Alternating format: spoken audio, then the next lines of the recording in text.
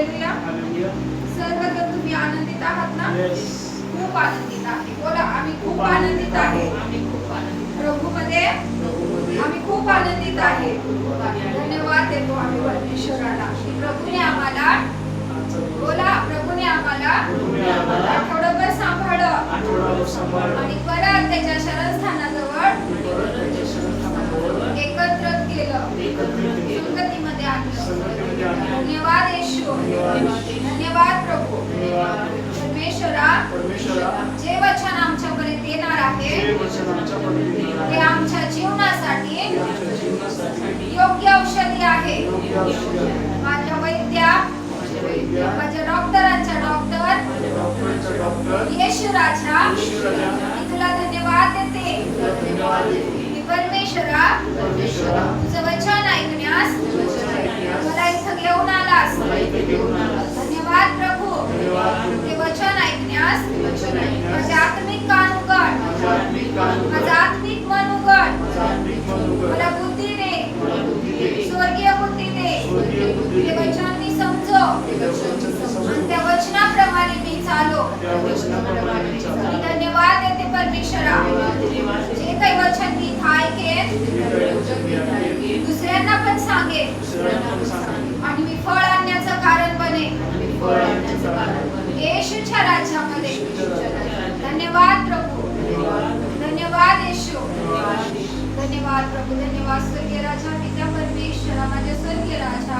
स्तुती आराधना स्वीकार करणाऱ्या, ग्रहण करणाऱ्या परमेश्वरा, मी तुला धन्यवाद देते. स्तुती आराधकाला तू आशीर्वाद देणाऱ्या परमेश्वरा, मी तुला धन्यवाद देते. तिच्या कंठाला वश करणाऱ्या परमेश्वरा, मी तुला धन्यवाद देते. माझ्या स्वर्गीय राजा, मी तुला धन्यवाद देते. कोटी कोटी धन्यवाद देते. आणि परमेश्वराच्या वचनासाठी तू इथं उभा केलंस, ते वचन माझ्या मुखातून परमेश्वराचा आत्मा इथं परमेश्वरा सर्वांच्या कानापर्यंत पोहोचवो. मी धन्यवाद देते प्रभू ख्रिस्ताला. आणि जे काही वचन इथं परमेश्वराच्या राज्यात घेतलं जाणार आहे, देवाकडून आलेलं वचन, ते परमेश्वराचा आत्मा आपल्या सर्वांवर परमेश्वर रिलीज कर. येशूच्या नावात, येशूच्या नावात समजण्यास बुद्धी देव आणि कळण्यास समज देव. आत्मिक मन उघडो, आत्मिक बुद्धी देव.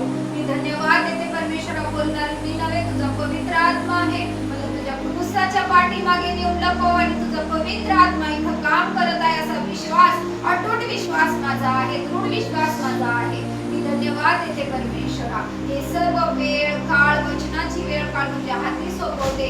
येशूच्या नावात प्रार्थना करते आहे.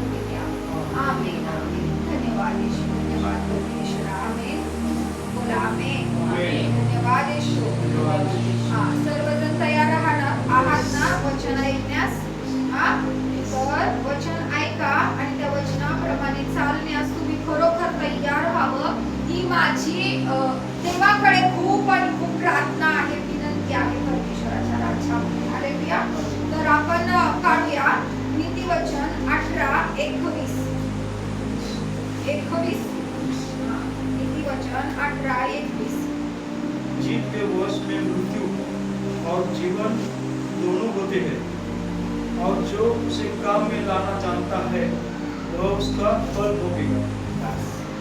जीव के वश में मृत्यु और जीवन दोनों होते हैं, और जो उसे काम में लाना जानता है वह उसका फल भोगेगा। क्या भोगेगा? फल भोगेगा। यानी हमारा शब्द क्या है? हमारा शब्द क्या है?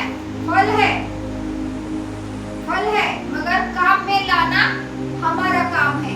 कोणता शब्द, कुठला शब्द कामात आणायचा आहे आणि कुठला शब्द आम्हाला बोलायचा नाहीये, आणि कुठल्या शब्दाने आम्हाला आमचं बी पेरायचं आहे आणि आमच्या जवळ ते रोपटं उगवेल आणि त्याला फळ येईल हे बघायचं आहे.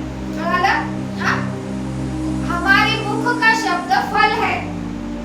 हम जो बात बोलते हैं, जो शब्द डालते हैं, हम सामने कोई भी हो, वो हम क्या करते हैं? बीज बोते हैं. फिर वो एक तो अच्छा बीज होता है, फिर तो बुरा बीज होता है. हालेलुया. मनुष्य के मुख से एक तो अच्छी बात निकलती है, नहीं तो बुरी बात निकलती है. हालेलुया. हर बार अच्छी बात नहीं निकलती है. तो वचन हमें यही सिखा रहा है, जीव के वश में मृत्यु और मृत्यू और जीवन दोनों होते हैं.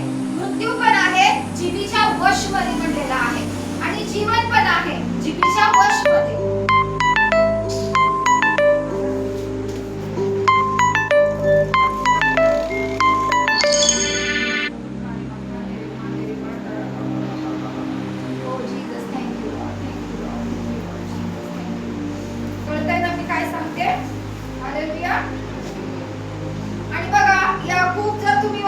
तिसरा अध्याय 6वं वचन वाचा.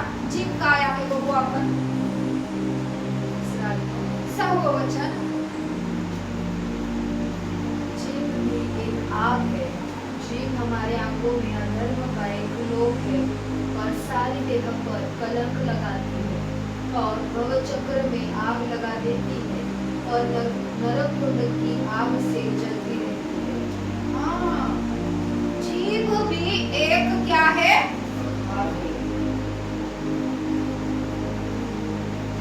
जीभ भी एक अंग है. जीभ हमारे अंगों में अधर्म का एक लोक है और सारी देह पर कलंक लगाती है. जो बुरी बात करता है जीभ से हमारी, तो वो जीभ हमारे ऊपर क्या करती है. कलंक लगाती है, दोष लगाती है. एक तो दूसरे को लगाती है, नहीं तो हम खुद को कोसते रहते हैं. मैं अच्छा नहीं हूँ, कोई बुरा हूँ, मैं ऐसा हूँ. वो कलंक लगाती है. हालेलुया. आपण स्वतःला काय समजत असतो. नेहमी कोसत असतो आपण स्वतःला की मी चांगला नाही, मी असा आहे, मी तसा आहे, मी तशी आहे, मी अशी आहे. हालेलुया. अंग आहे ते आपल्या शरीरामधली. काय आहे. अंग आहे. जीभ केवढी आहे सांगा मला. खूप मोठी आहे का. छोटीशी आहे पण ती आग लावती. संपूर्ण वनात म्हणलं, वनात रानात पूर्ण आग लावती. म्हणजे एक ठिणगी जर वाळल्या गवतामध्ये पडली तर ते गवत एका ठिकाणी जळेल का. कसं होईल. जळत जळत जळत जळत पुढे जाईल है ना. वाळलं गवत आहे रानात वनात आणि एक ठिणगी त्याच्यावर पडली येऊन तर काय होईल. ते गवत राहील का जाग्यावरती. जळत जाईल ना ते गवत. तसं सांगितलं वचनामध्ये, तसं सांगितलं गेलं आहे की जीभ एक अंग आहे. म्हणजे छोटा अंग आहे मुखामध्ये, पण ती जेव्हा बोलायला लागली ना ते आपल्याला काय करते. कलंक लावत राहते, आपल्यावर दोष लावत राहते. मी म्हटलं ना आपण एक तर चांगल्या गोष्टी बोलू शकतो, नाहीतर काय करू शकतो. दुष्ट गोष्टी बोलू शकतो. दोन्ही गोष्टी आपल्या मुखातून निघू शकतात. कुणी नाही म्हणू शकत की नाही माझी जीभ माझ्या वश मध्ये आहे. म्हणू शकते का. ते आपण परमेश्वराकडेच प्रार्थना केली पाहिजे की माझी जीभ काय कर. ताब्यात ठेव प्रभू. पवित्र आत्म्याद्वारे माझी जीभ ताब्यात ठेव प्रभू. मला मदत कर प्रभू. आणि आपण प्रयत्न करायचा की जेव्हा जेव्हा आपण तोंड उघडलं आपण काय बोलतोय, आपण कुठे बोलतोय, आपण कुणाला बोलतोय. थांबायचं. आपण वचन लक्षात आलं पाहिजे. नाही हे नको. हे छोटासा शब्द काय होईल. वाटोळ करून टाकेल सगळ्या गोष्टींचं. है ना. कळतंय तुम्हाला. इथं तेच म्हटलेलं गेलेलं आहे की एक लोक है और सारी देह पर कलंक लगाती है और जीवन गति में आग लगा देती है और नरक कुंड की आग से जलती रहती है. नरक कुंड की आग से जलती रहती है. लोक म्हणतात आम्ही कुठे नरक बघितलाय, आम्ही कुठे स्वर्ग बघितलाय. देव म्हणतो तुझ्या तोंडातच आहे. स्वर्ग पण तुझ्या तोंडात आहे, नरक पण तुझ्या तोंडात आहे. तुझ्या जिभेद्वारे तर नरक बाहेर येईल, नंतर स्वर्ग बाहेर.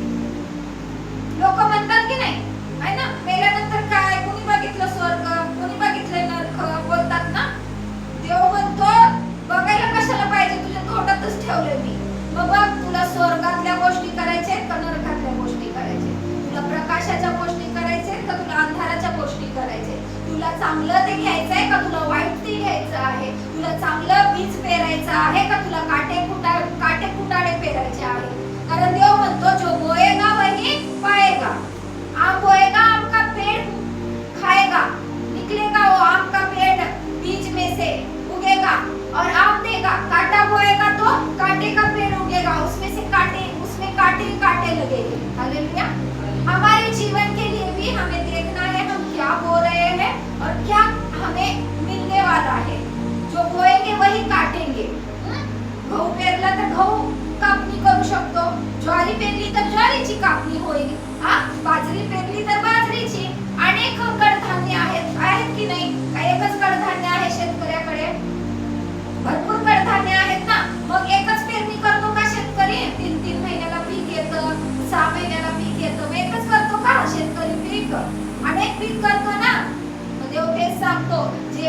बोलशील मुखाने तेच तुझी काय होईल, तेच उगवेल आणि तीच तुला कापणी करावी लागेल.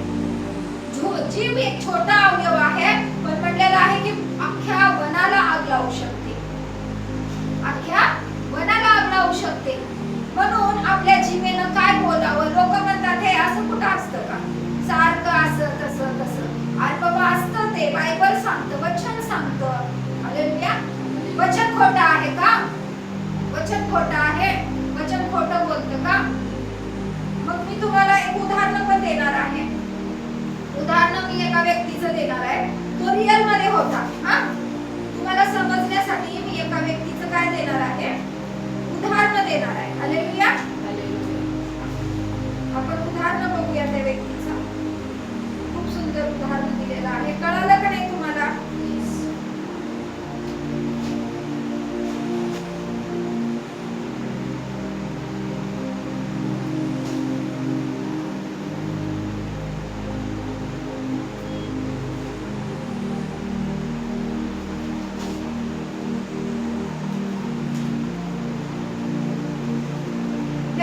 नाव आहे चेस्टर बडे.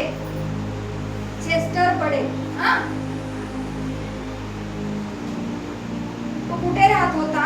अमेरिका के नॉर्थ वेस्टर्न ओहायो में चेस्टर बडे नाम का एक अति प्रसिद्ध नास्तिक रहा करता था. कौन? नास्तिक. उसको किसी पर भी विश्वास नहीं था, नास्तिक था वो. हाँ, और आगे लिखा है कि हमेशा धर्म और बाइबल का मजाक बनाया करता था. धर्म और बाइबल का मजाक बनाया करता था. वचनों पर भी उसका विश्वास नहीं था, ठीक है, मगर वो बाइबल का क्या करता था? वचन का, बाइबल का मजाक बनाया करता था. ये रियल बात है, मैंने पढ़ी है, इसलिए मैं आपको बता रही हूँ. और मैं पढ़ के बता रही हूँ. और बनाया करता था. बाइबल के वचनों पर बहस करना इसका मुख्य काम था. चेस्टर बडे नॉर्थ वेस्टर्न का सबसे धनी व्यक्ति था. इस कारण भी यह मसीही प्रचारकों को अपने व्यक्तित्व से दबाता था. परंतु सन 1908 में 81 वर्ष की आयु में दिल का दौरा पड़ने से बडे की मृत्यु हो गई थी. लेकिन मरने से पहले चेस्टर बडे ने एक निर्भीक वाक्य लोगों के सामने कहा था. निर्भीक वाक्य, नरक का वाक्य, मैं बोलती हूँ नरक का वाक्य. उसने लोगों के सामने कहा था मरने से पहले. अब क्या कहा था उसने?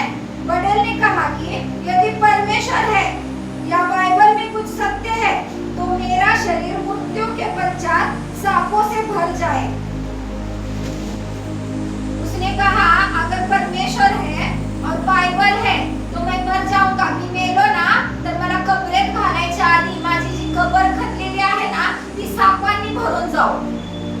चॅलेंज करतोय देवाला. नास्तिक आहे, देवाच्या लोकांना पण नाव ठेवतो, बायबलला पण नाव ठेवतो आणि चॅलेंज दिले देवाने त्याला. त्यांनी मरण्याच्या आधी देवासोबत चॅलेंज केले ते की अच्छा बायबल असेल, वचन असेल, प्रभू असेल, येशू असेल तर काय मी एक चॅलेंज देऊन जातो तुम्हा लोकांना की मी मेल्यानंतर ना, माझी कबर खणल्यानंतर ना त्या कबरेमध्ये सापच साप निघतो. निघाले असतील का साप? तुम्हाला कसं वाटतं? प्रत्येक जण सांगा, मोठ्याने सांगा. नाही निघाले ना? तुला काय वाटतं? तुला काय वाटतं? देवाला चॅलेंज देतोय तो, मग साप कसे निघणार नाही? देवाला चॅलेंज देणं म्हणजे आपली मौत म्हणजे अपनी मौत को भुलावा देना. जीने से पहले भी और मृत्यु के बाद भी. हालेलुया. तर तिथं लिहिलंय मृत्यु के पश्चात यदि परमेश्वर है या बाइबल में कुछ सत्य है तो मेरा शरीर मृत्यु के पश्चात सांपों से भर जाए. आपको यह जानकर आश्चर्य होगा कि वास्तव में ऐसा ही हो गया. लिहिलंय तिथं, मी काढले ते लिहिलेलं वाचून दाखवण्यासाठी तुम्हाला. आपको आश्चर्य होगा ऐसा ही हुआ. तिथं लिहिलंय की त्याला जेव्हा आणलं पुरण्यासाठी तर पुरणारे परेशान झाले. ते साप त्याला पुरू पण देत नव्हते, कपड्यात सुद्धा त्याला सोडू देत नव्हते ते साप. एवढे साप बाहेर यायला लागले, एवढे साप बाहेर यायला लागले. चॅलेंज केलं त्याने देवाला, या देव जर असेल, आणि स्वतःवर काय घेतला त्याने? श्राप घेतला. इतर मृत्यू आहेच, पण त्याच्यानंतर भयानक मृत्यू त्याने घेतली स्वतःवर, नरकाची मृत्यू. वचन सांगतंय तुम्हारी जीव क्या है? नरक कुंड है, नरक कुंड की आग है. मी मनाने बोलत नाहीये, घाबरू नका. नरक म्हणलं, नरक पण आहे, स्वर्ग पण आहे. पण लोक म्हणतात ना आम्ही कुठं बघितलंय, आम्ही काहीही बोलणार. कुठं होणार आहे ते खरं? कधी झालंय ते खरं? कितीतरी गोष्टी खरं होत आले, कितीतरी श्राप बसले तुमच्या बोलण्याने, कितीतरी श्रापाला तुम्ही त्या श्राप दिलेल्या गोष्टींना भोगत पण आहे, कितीतरी गोष्टी. म्हणून बायबल काय सांगतं की तुम्ही काय जिभेला कंट्रोल मध्ये ठेवा, जिभेला कंट्रोल मध्ये ठेवा. काय बोलावं, कुठं बोलावं, कुणाला बोलावं, कसं बोलावं, हे तुम्हाला समजलं पाहिजे. इथं ह्या घरामध्ये कसं चाललेलं असतं, आम्ही कुणाला फोन जरी आला तरी पण जे खरं आहे तेच सांगतो. कुठे आहे? इथेच आहे. कुठे आहे? पायरी खाली आहे. कुठे आहे? बस स्टॉपवर आहे. कुठे आहे? रिक्षात आहे. मी हे शिकवते सगळं. इथपर्यंत कुणाचा फोन आला, तुम्हाला लवकर पण जायचं आहे, तर खरंच सांगायचं, हा मी इथंच आहे, मी येत आहे, 2 मिनिटात येतो, 5 मिनिटात येतो. काय तो लढाई करणार आहे तुमच्या सोबत? लढाई करणार आहे? पण थोडक्या गोष्टीनं कशाला जिभेला वाव देता खोटं बोलण्यासाठी? कशाला वाव देता एकमेकाला निगेटिव्ह गोष्टी बोलण्यासाठी? कशाला एकमेकाला पोसायचं? कशाला स्वतःवर श्राप ओढून घ्यायचं? बायबलचं शिक्षण शिकवताना ठीक आहे, हे बायबलचे वचन आहेत. वचन घेऊन शिकवणं म्हणजे खरे वचन आहे, ते खोटे वचन नाहीये, त्यात कुठली मिलावट नाहीये. माझं स्वतःचं वचन घातलेलं नाहीये, माझे स्वतःचे शब्द घातलेले नाहीयेत. बोलताना समजावताना तुम्हाला उदाहरण देऊन सांगावं लागतं, कारण ते वचन तुम्हाला समजावे म्हणून तुम्हाला सांगावं लागतं. म्हणून आता ह्या टायमाला तुम्ही विचार करावा लागेल की तुम्हाला काय बोलावं आणि कसं बोलावं आणि कसं राहावं. यानी हे शब्द बोलला, ह्याच्यावर वचन काय सांगतं बघू, वाचा मग ती.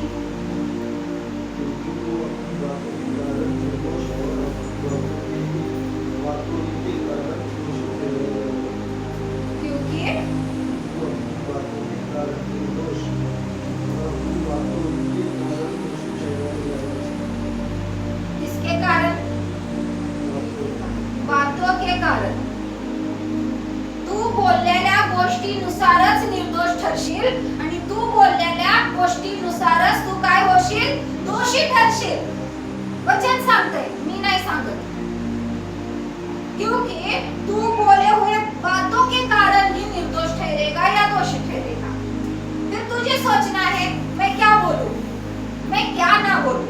तुम्हाला विचार करायचा आहे आम्ही काय बोलावं आणि आम्ही काही नाही बोलावं. तुम्हाला विचार करून बोलायचं आहे. देव काय तुमच्या पाठीमागे लागणार नाही. बाळा बाळा बाळा थांब थांब थांब, ए बाळा थांब थांब, तोंडाला हात नाही लावणार देव तुम्हाला. देवाने तुम्हाला काय दिली? स्वइच्छा दिलेली आहे देवाने तुम्हाला. तुमच्या स्वइच्छेने सगळं निवड आवड करायची आहे तुम्हाला. तुमची निवड आवड तुमच्या स्वइच्छेने होणार आहे. स्वइच्छेने नाही झाली तर काहीच फायदा नाही. एका नवरा बायकोसाठी मी प्रेयर करत होते. तो नवरा म्हणतो तिला की मी तुला बाजच ठेवणार आहे. बाज ठेवणार म्हणजे काय? सगळ्यात मोठा गुन्हा आहे बायबल मध्ये. त्यांनी तिला कुठे श्राप दिले? त्यांनी स्वतःला श्राप दिला. त्यांनी स्वतःला श्राप दिला कारण देवाने त्याच्यामध्ये ती ताकद ठेवलेली आहे आणि स्त्रीमध्ये पण, दोघांमध्ये ताकद ठेवलेली आहे. बाळ ह्या जगात येतं एका स्त्रीमुळे नाही किंवा एका पुरुषामुळे नाही. दोघांना तो देवाने काय दिलेला? आशीर्वाद दिलेला आहे आणि त्या आशीर्वादाला तो श्राप देतोय. मग श्राप तिला एकटीला नाही लागणार, श्राप त्याला पण लागणार. श्राप त्याला पण लागणार. म्हणजे जिभेमुळे काय होणार? जिभेमुळे काय होणार? ती छोटी गोष्ट आहे का? आता बाळ न होणं आपल्या जीवनामध्ये, आपल्याला लेकरू न होणं छोटी गोष्ट आहे का? आहे का? इथे प्रार्थना रिक्वेस्ट कितीतरी आल्या, 5-5, 10-10 वर्ष लेकरं नव्हते, त्यांना लेकरं झाले, आशीर्वादित झाले त्या, कारण लेकरं होण्यासाठी त्या प्रार्थना करून घेत होत्या. आणि नवऱ्याला पण घेऊन मोबाईल समोर बसायच्या, आमच्यासाठी प्रेयर करा, नवरा बायकोसाठी. ते दोघं राजी होते, ते दोघं विश्वासू होते, त्या दोघांनी प्रार्थना रिसीव्ह केली, देवावर विश्वास टाकला, त्यांना बाळ झालं. है ना? त्यांच्या मुखातून आलं की प्रभू आम्हाला देणार बाळ, आमच्यासाठी प्रार्थना करा. त्यांच्या मुखातून, याच्या मुखातून येतंय की मी तुला वाच ठेवणार, त्यांना तो श्राप मिळणार. म्हणजे छोटीशी जीव आहे, पण मोठ्या मोठ्या गोष्टी आणि मोठे मोठे श्राप, है ना? आणि मोठे मोठे संकट. छोट्या गोष्टी वाटतात ह्या बोलायला, छोट्या गोष्टी वाटतात, पण ह्या छोट्या गोष्टी नाहीयेत. म्हणून आपण काय बोलावं आणि काय नाही बोलावं हे आपल्याला समजलं पाहिजे. मी 3च वचन वाचले तुमच्या समोर, आहे ना?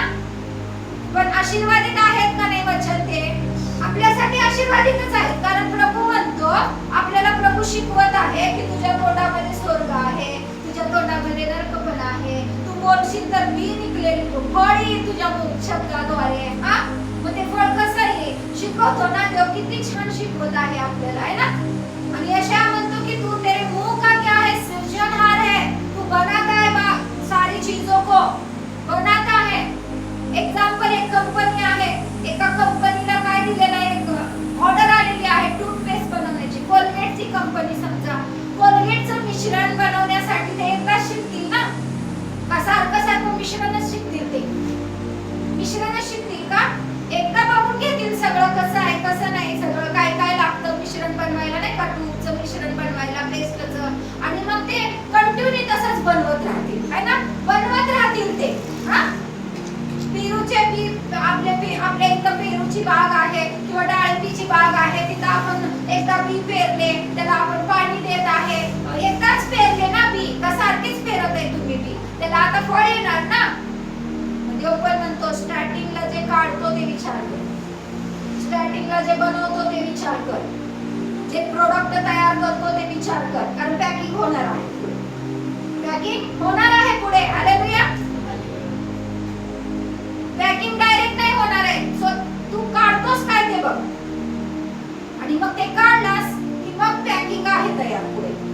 तसंच मग आशीर्वाद काढला तर आशीर्वादाचं वर्षाव, श्राप काढला तर श्रापाचं पॅकिंग तयार आहे. सगळ्या दोन्ही गोष्टी तयार आहेत. म्हणून आपल्याला काय बोलावं आणि काय नाही बोलावं हे काय केलं पाहिजे, विचार केला पाहिजे. छोट्या लेकरांपासून मी सांगते, जन्मलेल्या लेकरांपासून.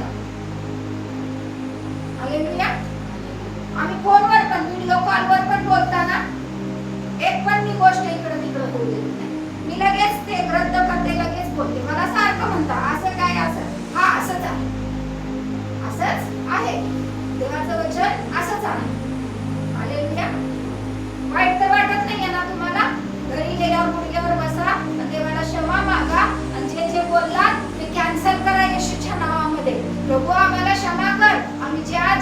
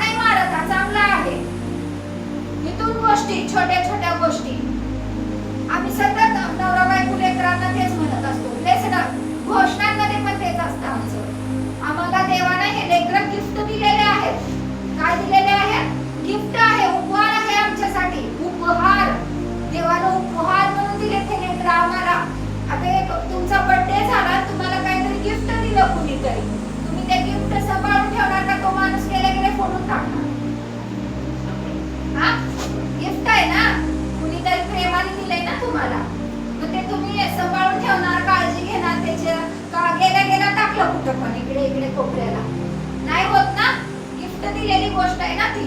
आपण आपल्याला आठवण राहते, हे गिफ्ट आलंय मला, हे गिफ्ट आलंय, हे गिफ्ट आलंय. तसंच आपली संतती पण देवानं दिलेली काय आहे? एक गिफ्ट आहे, एक उपहार आहे आपल्यासाठी. त्याला पण आपल्याला काय करायचंय? सांभाळायचंय. मग कसं सांभाळायचंय? ह्या अशा गोष्टी वचनाद्वारे देवामध्ये राहून, प्रार्थना करून, वचन जे सांगतात त्याप्रमाणे चालून, वचनाच्या अनुसार आपलं जीवन जगून, आपल्या लेकरांना त्या गोष्टी शिकवून, आपल्या लेकरांना पण त्याच गोष्टीवर चालण्याची काय दिली पाहिजे? शिक्षण दिलं, शिकवण दिली पाहिजे की बाळा असं नाही, असं बोल. एक लेकरू 1 वर्षाचं झालं की बोलायला लगेच बोलतं, स्पष्ट नाही बोलत, पण शिकतं ना. पण एक लक्षात ठेवा, जे तुम्ही करताना तेच बघून ते शिकतं. जर तुम्ही चांगलं करत असाल तर ते चांगल्या गोष्टी शिकतं, आणि जर तुम्ही वाईट करत असाल तर ते वाईट गोष्टी शिकतं. मी सांगते 2च गोष्टी आहेत आपल्या जीवनात, एक तर चांगल्या, एक तर वाईट, एक तर अंधार, एक तर प्रकाश, एक तर आशीर्वाद, एक तर श्राप, हा, एक तर स्वर्ग, एक तर नरक. कारण वचन सांगतं नरक कुंड की आग, याकूब मध्ये म्हणले 3रा अध्याय 6वं वचन. घरी जाऊन अजून लक्षपूर्वक पूर्ण याकूब वाचा, 3रा अध्याय पूर्ण दिलेलं आहे तिथं. नावेचं उदाहरण दिलंय, घोड्याचं उदाहरण दिलंय तिथं. तिथं म्हटलेलं आहे घोड्याच्या नाकामध्ये काय घालतात? केसं घालतात. मग तो नीट चालतो ना पुढे. देवाचं वचन आपल्यासाठी तसंच आहे. देव आपल्या हृदयात बसलेला आहे. देव आपल्याला राईट मार्गावर घेऊन जातो. ना इकडे ना इकडे, ना खाईत पडू देत, ना अग्नी पडू देत, ना पाण्यात पडू देत, ना कुठे पडू देत. राईट मार्गाने घेऊन जातो देवाचं वचन. अजून म्हटलंय तिथं नावेचं पण उदाहरण दिलंय. नावेला तो काय म्हणतात त्याला, ते पडदा असतो तिथं दिलंय, वाचा जाऊन ते. तेवढासा पडदा नाव चालवतो म्हणून सांगितलेलं आहे. म्हणून आपल्या जीवनामध्ये आपण काय बोलत आहे, काय पेरत आहे, चांगलं पेरत आहे का बेकार पेरत आहे, तुम्ही काय करा, लक्ष द्या. हा व्यक्ती बघा किती भयानक, आणि त्याची मूर्ती उभा केली, अशी मूर्ती उभा केली मग तिथं लिहिलेलं आहे. त्यांच्या इकडे अमेरिकेमध्ये तसं असतं. मूर्ती उभा केली तर ती मूर्ती सुद्धा टिकली नाही. कुठली तरी बाळ आली आणि ती बाळ काय केली, त्या मूर्तीला वाहून घेऊन गेली. त्या व्यक्तीनं बोलला की मी मेल्यानंतर माझी कब्र सापानं भरो. देवासंग चॅलेंज केला. देवासंग चॅलेंज नाही करायचं, देवाजवळ नम्रतेनं जाऊन प्रार्थना करायची. चुकलं तरी क्षमा मागायचं, काय वाईट बोललं तरी कॅन्सल करायचं. देवा कॅन्सल करते, मला क्षमा कर, मी परत बोलणार नाही, परत बोलणार नाही प्रभू, मी बोलणार नाही, मी करणार नाही तसल्या गोष्टी. आपल्याला हे केलं पाहिजे. कळालं तुम्हाला आजचं वचन? संपवू आपण इथं आणि पुढच्या वेळेस आपण अजून दुसऱ्या टॉपिक वर घेऊ. हा, एवढं थोडं कळू द्या तुम्हाला हे वचन. हालेलुया.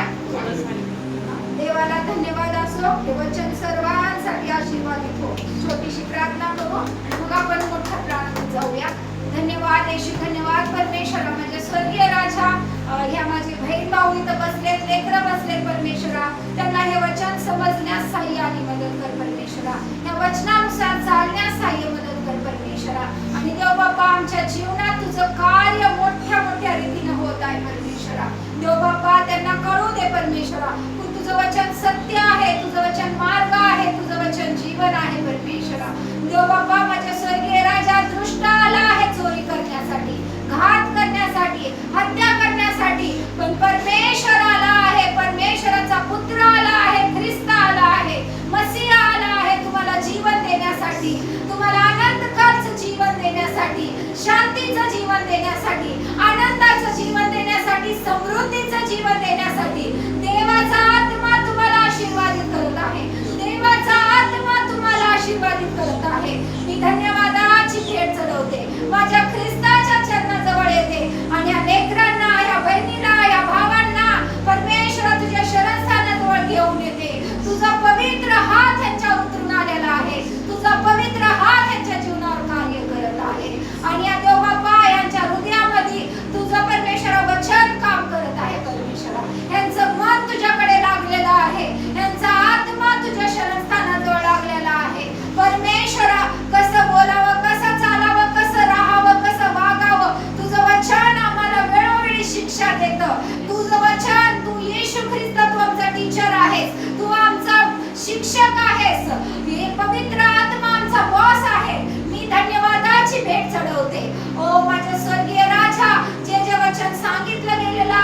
पवित्र आत्मा घेत आहे आणि या लोकांसाठी बनवत आहे. येशू ख्रिस्ताच्या पवित्र आणि सामर्थ्यशाली नावामध्ये मी धन्यवाद देते.